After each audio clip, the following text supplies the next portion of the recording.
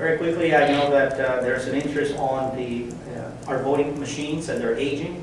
And I guess the big question is always, how are we going to pay for them?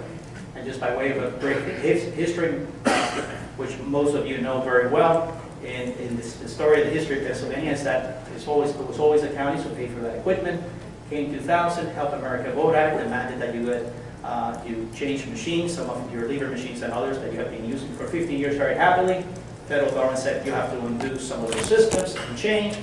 They came around with some money. For the pass-through, you got it.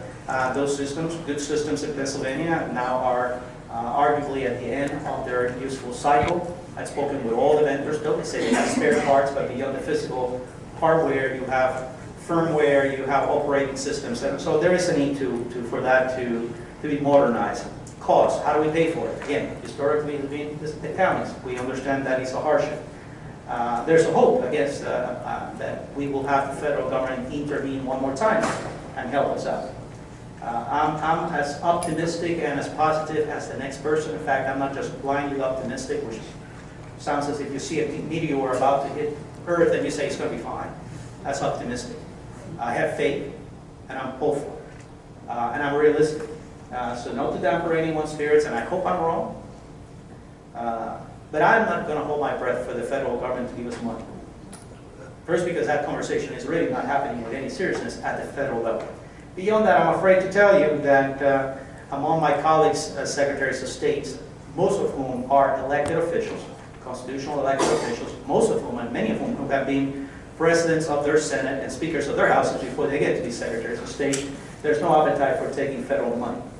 That doesn't seem to make a whole lot of sense if you need it. But our friends believe that I have no idea of the concept of federalism and state rights. While it doesn't bother me, they feel that if you take the federal dollars, there's going to be a lot of strings attached. And they don't like it, they don't want it. So, because there's no conversation at the federal level to give us money, and because I know that my colleagues, even if you give them, are going to say no, I will say to you, let's not hold our breath there, but we can always do the wishful thinking, and if that comes through, then I guess we celebrate. So where does that leave us? A very important conversation that you're having, and the General Assembly is going to take in short order. I'm sure, I don't know what's going to come out of that. Something has to come out of it. As you know, there's Senator Vogel introduced Senate Resolution 394 that asked the joint state government commission to form this advisory committee on voting technology to look into the issues of technology, including how we pay for it and many other practices. There's, I know there was a conversation of the CCAP Election Reform Committee on Sunday, because there's already some draft recommendations that came out of that group.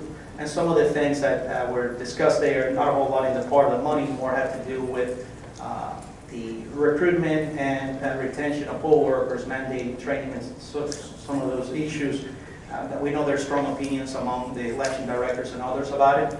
And so, you know, I have initiated a conversation with Senator Vogel, who was the one who introduced that resolution, to give him a heads up on some of the concerns.